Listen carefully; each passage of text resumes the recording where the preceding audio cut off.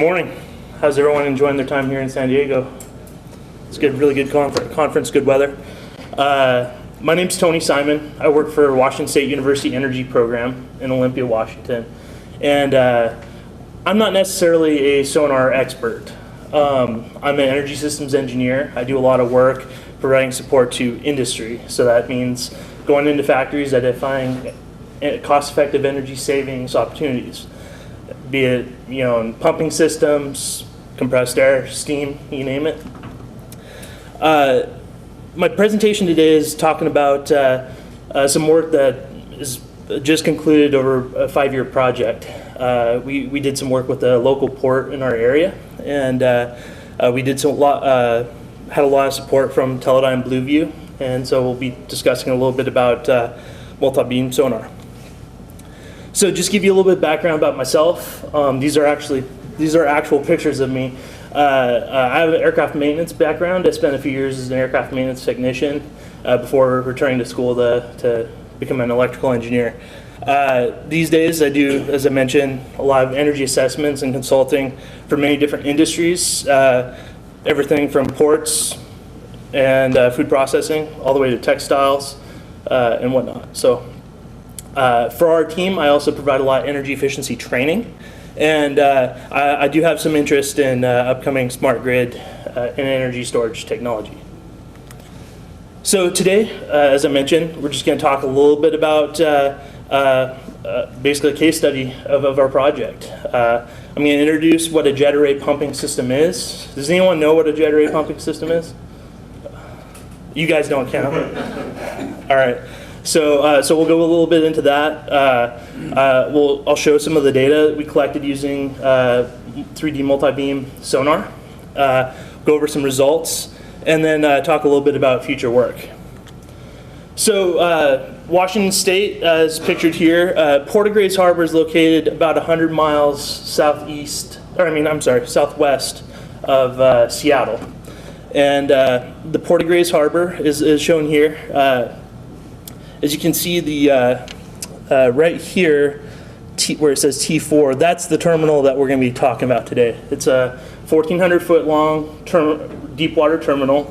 They maintain a depth of minus 40 feet below mean lower water, about minus 12 meters. In this port, they actually export a tremendous amount of equipment, including overhigh and overwide, heavy industrial equipment, timber and pulp, and automotives. As a matter of fact, a lot of the Chrysler vehicles made in Detroit are actually shipped by rail to this port and shipped to Asia. So, as you can see, though, the navigation to get to that terminal could be kind of tricky. There's lots of high spots in the harbor here. It could take about 2 hours for a ship to get right from the Pacific Ocean over here to the terminal. They have to navigate through a series of paths that have been dredged out. The harbor is fed by the Chehalis River, which is ultimately fed by the Cascade Mountain Range. And so in western Washington, we're known for our rain. When the rainy season occurs, which is happening right around now, tremendous amount of sediment starts to build up and come downstream. At this particular area, it's not uncommon to have 20 to 30 feet of sediment build up in a 1-year time frame. And during that 1-year time frame, much of that occurs within just a few months. So sediment removal is necessary, but it's very expensive. This is an image of the port terminal. So right here, this is the whole port right here. But as you can see, these are all automotive cars, trucks, Jeeps, ready to be shipped.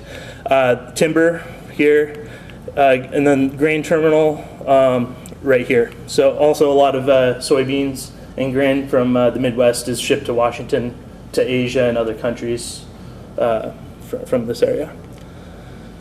Just to give you a little bit better look, this is this 1,400-foot long terminal can actually accommodate 2 large vessels at one time. And this is the only terminal at the port that can actually accommodate ships of this size. So being that they ship so much out of this terminal, it's very critical that they maintain berth depth. To maintain berth depth, it's expensive. Dredging at this particular facility, going way back, was costing, just for this particular terminal, to clear both berths, almost $1 million a year, sometimes $2 million per year, just for one terminal. And so you can imagine that's got to hit the budget of a port. And this particular area is actually heavily dependent on timber industry. So when the timber industry goes down, as far as economic conditions, there's less equipment, less timber getting shipped out. The port actually is hurt economically. So they try to save money everywhere they can. Just to give you an idea, historically these are 2015 dollars, but the worst of the worst is almost $2 million per year to keep that clear. So back in the late 70s, early 80s, the port was very motivated to find an alternative approach. So they installed what's called a jet array pumping system. So a jet array pumping system is kind of weird. Many people have never heard of it. There's not very many of them. I only know of probably maybe 17 throughout the world. So this is the only one, I believe, operating on the west coast of the U.S.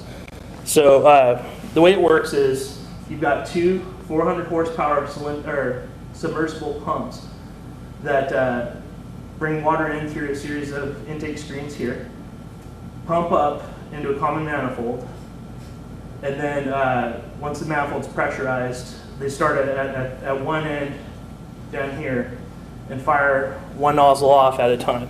And each of these nozzles is fired off down here to basically clear out any sediment buildup over the past few hours. This system is operated during the ebb tide, so as the tide is going out, any sediment that's kicked up with the jet array pumping system gets carried out to another part of the harbor, hopefully in a part where they don't have to worry about dredging. So this system, just in electrical energy, is a tremendous amount of savings, but it's still costing them over $200,000 per year to operate. And so back in 2011, our team was contacted. The chief engineer at the port called us, said, "Hey, are our pumps inefficient? Can you help us out here? We don't know."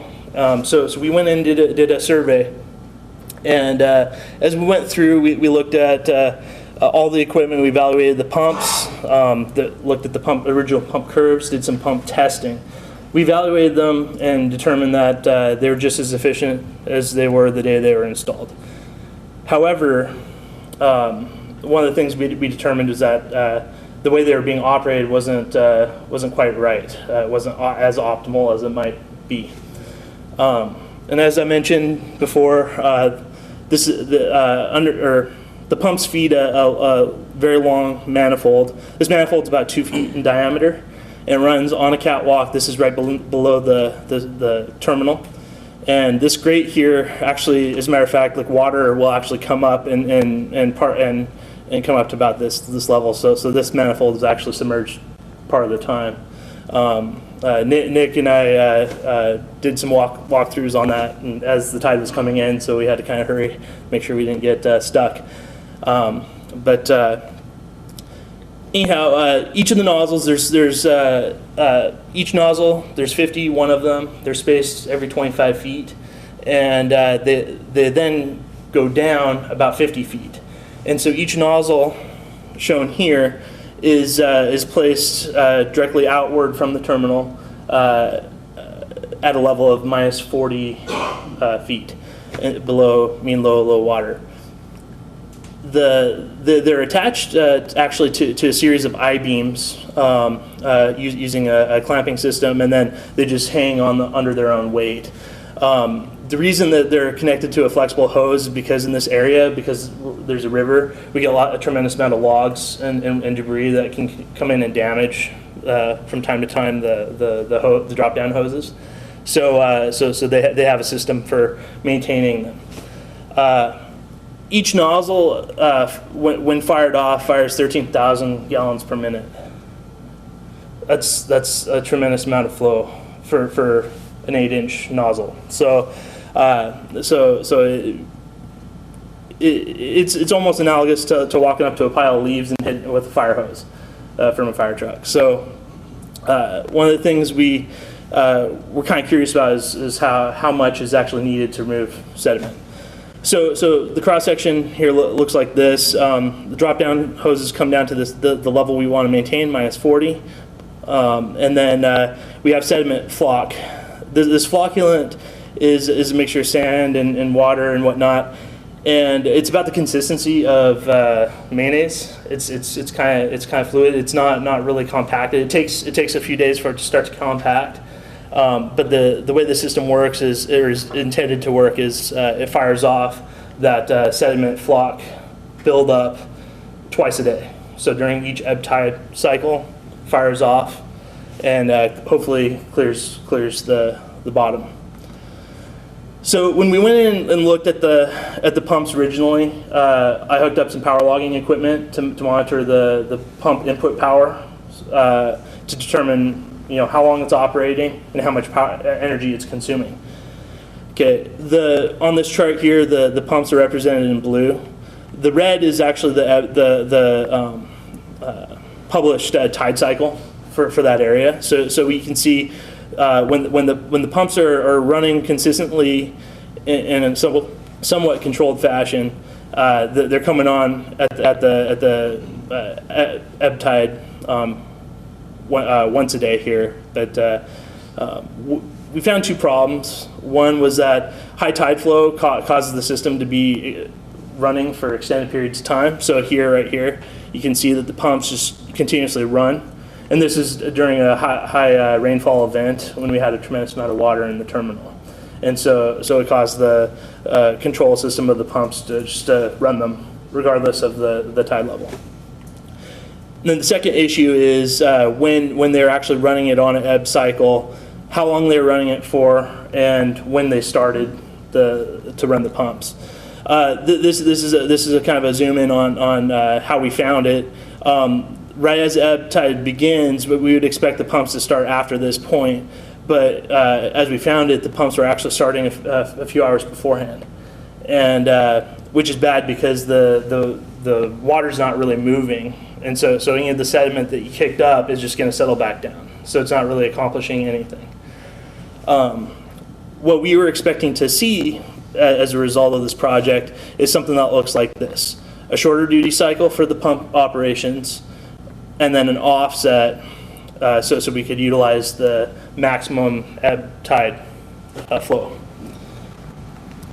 So the number one question was, how do we maintain bird flow? How much pumping is required to do that?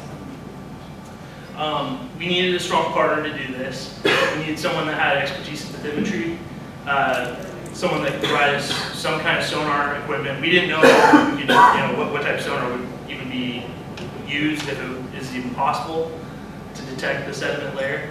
And we also need someone that was local. So we reached out to Teledyne Blueview.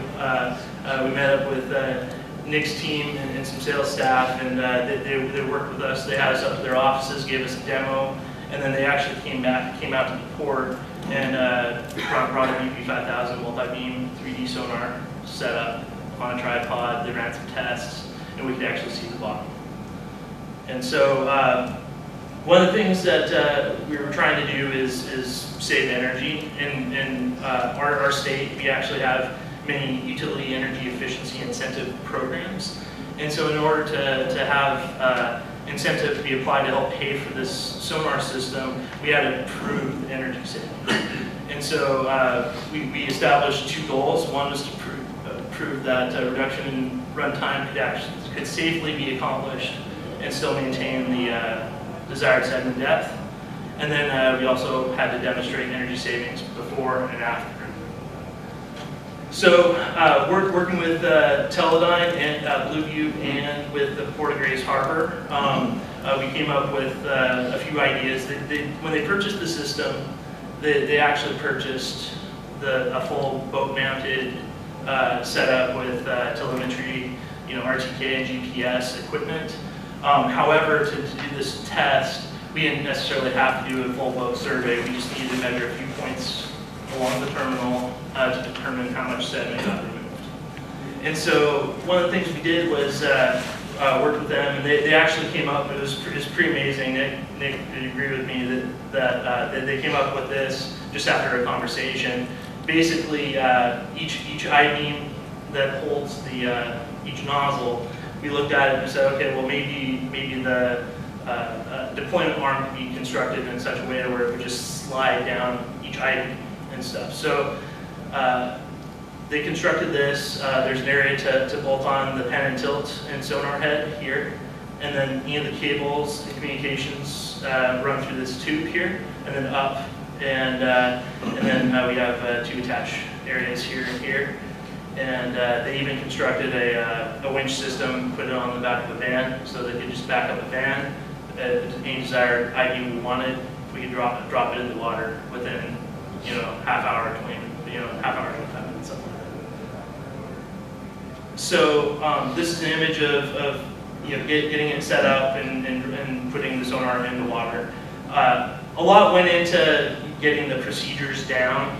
The first go probably took 3-4 hours, but once we were up and running, and everyone was trained up, 2 to 3 people could get a measurement within 30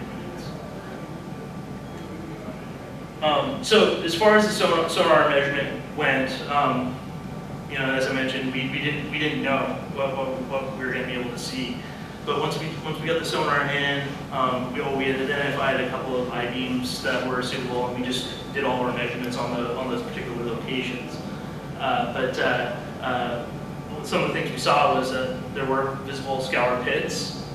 Scour in this case is actually a good thing for our project, and that the scour pits were right around minus 40 feet below mean level water.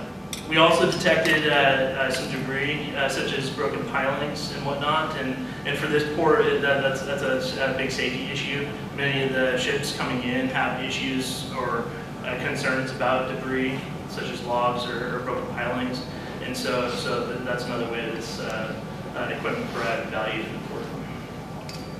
So this is a point cloud animation using the Blue Viewer software right after taking a measurement. So right after getting the sonar head in the water, we take a measurement. This is what it looks like. And so as you can see here, there's the piling. So right around here is where the port surface is, or the terminal surface is. The piling's down, the nozzle's fired this way. Okay? And yeah. So right here, there's a trench. There's a trench, and then there's a trench. So with the Blue View sonar, we were actually able to have a field of view such that we could see other nozzles adjacent to the one that we were connected, right on top of. And so that was another benefit of being able to kind of extend the reach of field of vision, if you will. So one of the things outside of being able to clearly see the scour pits and the depth that they're maintaining was we wanted to know how long does it take for a sediment cloud to be propagated out and cleared out of the way. Does it take 20 seconds? Does it take 15 minutes? They're running at the worst 9 minutes per nozzle. For 51 nozzles, running them 9 minutes each twice a day, that's a tremendous amount of runtime, especially for 800 horsepower electric motors. It's a tremendous amount. So Nick helped us. We were able to orient the sonar head with pen and tilt to look at an adjacent nozzle and see kind of where this dotted line is. Kind of if we were to slice that and look at it from the side, kind of a cross section. This is what the trench looks like along this dotted line here. So as you can see, we have the generator nozzle is located about here. We actually have a lot of salmon in our area, so this is a school of fish here. And the berth width is being maintained about 30 feet. So Obviously 13,000 gallons a minute clears this path, but after a certain point, the flow, the energy in the water just kind of drops off, and so we have kind of a little bit of a berm on the opposite end. So I have a little bit of a video just to show this here. That's right.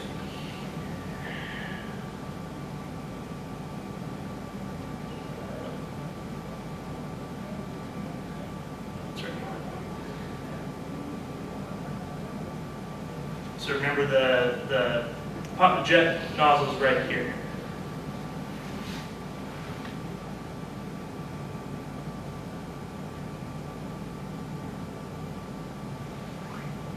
So here's the sediment cloud being kicked up, swirling, and reaches the berm, and then it's out of the field of view. So just within a few seconds, we see the sediment flocculent kicked up, shot out, and then as long as we have an ebb tide occurring at that time, the sediment gets carried away.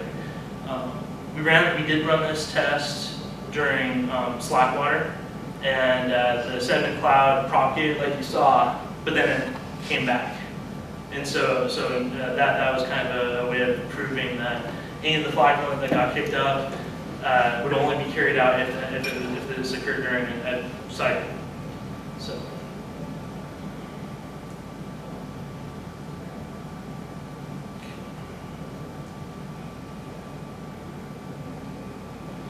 So as I mentioned, the Corps did purchase telemetry equipment kind of as a big package because they also wanted to use the sonar in other areas to inspect other terminals.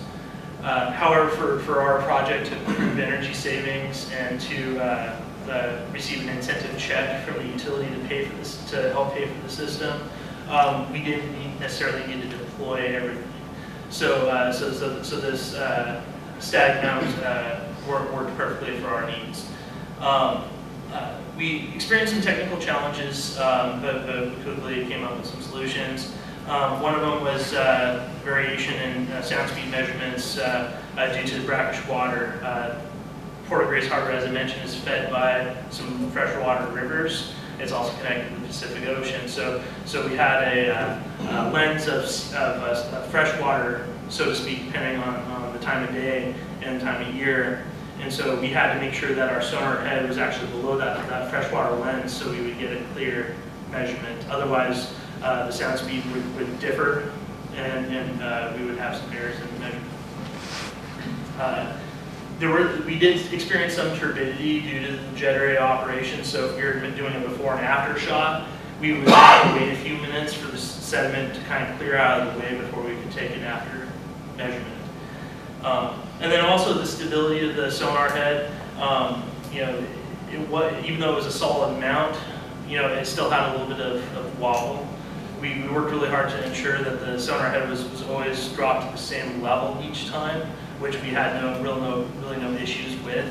But there was no telemetry connected to it, so if we were doing more of a longer term solution like this, we would ensure that had telemetry worked in. So as a result of the sediment removal portion, we ran some tests. We determined that within 2 minutes of operation, about 8 to 9 inches of sediment could be removed, which is great because before they were running for between 7 and 9 minutes per nozzle. So to us, this is a tremendous amount of runtime reduction, which correlates directly with energy savings. The green here is a before measurement overlaid over top of red and yellow, and there's no real difference between the second and third measurements, and each of those corresponded to running for an additional 2 minutes. So running for 4 minutes didn't garner any additional sediment removal from what we could tell. So as part of the system, or part of this project, we also installed an energy monitoring system that has a GSM cell phone connection. So once a day it reports back. So I can actually see with respect to it's kind of faint here, but the green here is the tide cycle. and then the red and the blue are each of the 400 horsepower pumps. But this is kind of before shot, and this is the result of what we saw afterwards. So after this, in August 2014, we had successfully reduced from 5 minutes per nozzle to 2 minutes per nozzle. When we first issued our initial results, but even before doing the sonar, saying the port could save money by reducing runtime, they went from running at 9 minutes to 5 minutes. So they had already initiated some cost savings prior to validating. However, with any project, things always come up unexpectedly. And what had happened a year ago this week, actually, one of the pumps actually failed. These pumps are submerged, and so one of them experienced a severe bearing failure and burned out. And so when it did, it tripped offline. Then the second pump, because of the way the system works, the pressure is only stable if both pumps are running at the same time. So the second pump tried to keep up, but then it also tripped offline. So one of the pumps failed, and it's a pretty involved effort to replace one of them. It can take over a day just to remove one of the pumps, let alone getting a replacement, or having that repaired. Can take anywhere from a week to a month, depending if you had a spare available. And what ended up happening is the port had a motor failure a few months prior, and it was still in the shop waiting to get repaired. So they were kind of caught with their pants down, so to speak. So ultimately, what ended up happening is the pumps were down for 24 days, and during that time period, we ended up having kind of an issue. This brownish color here is what we saw. The blue here is what we were expecting. And so right after they put in the pumps, I ran out to the port. We dropped the sonar in, took the measurement, and instead of seeing a nice scour pit, I saw it flat, nothing but flat. And it was much higher than, it was 8 or 9 feet higher than what I was expecting. To be honest, it's kind of scary. I called and I'm like, did I mess up? Is the data wrong? And we double checked. We took many measurements, and actually it had sedimented in. This is really scary because many of the large ships and vessels that come in have a draft right around -40, so we don't have very much leeway there. But ultimately, what ended up happening is we did aggressive approach in having the port initiate a longer run time for each nozzle for a week, just to see what would happen. And within 1 week, this blue actually is a week later. It actually had cleared back out. And for us, one of the things that was kind of, even though this was unfortunate, the pump failed, and we had kind of a scare here. In the past, the port, what they would do during a pump failure is actually run the pumps for like 3 or 4 months full time. Just turn them on and leave them, set it and forget it. And which is pretty crazy considering that for most of that time the pumps were not really doing anything. And so here, as a result, we were able to tell them, hey, if you do have a pump failure or you are sedimented in, let's just run the pumps for 6 minutes for a week, drop the sonar, check it. If it's good, go back to normal. If not, increase or run them accordingly. So anyway, so the results of our work were quantified using a utility billing analysis. This pumping system has its own electric meter, so we were able to look at the actual utility bills for this pump and compare the before to the after, subtract them, and we have our savings. The interesting thing is the red here is 2011, and we do have a couple months here which this October 2014 is when we had the big large pump outage. January 2011 they also had an outage then. But for the most part, the red is what was considered normal normal operations for the port. The dark green here is what we had proposed. So we proposed running 6 minutes, but this is before the pump failure. But we were saying during the winter season when we have high sediment loading, let's run them 6 minutes each, twice a day. And then during the summer, let's ramp that down to like 3 minutes. That'll give us some decent energy savings, but still maintain sediment depth. But when we look at what actually happened, they actually were running at 5 minutes already. So you can see that this light green bars actually represent what actually was consumed. And so what this says is that our approach saved energy. And when we're talking energy, in my world, a kilowatt hour, that's what electric energy is measured in. This project, initially we were looking at, we thought it would save about 900,000 kilowatt hours, which is right around $50,000 per year. All said and done, this project actually saved more than we thought. And so the ultimate energy savings hover between 1.3 and 1.5 million kilowatt hours per year, valued at, in our area, $80,000 a year. If this pumping system was here in California, you could almost double the cost savings because Washington has the lowest energy rates in the country, and it was still cost effective. So the way the utility energy incentive program works is they'll award you 25 cents per kilowatt hour for the first year of energy savings, capped at 70% of the overall project cost. That includes engineering, equipment, setup, commission.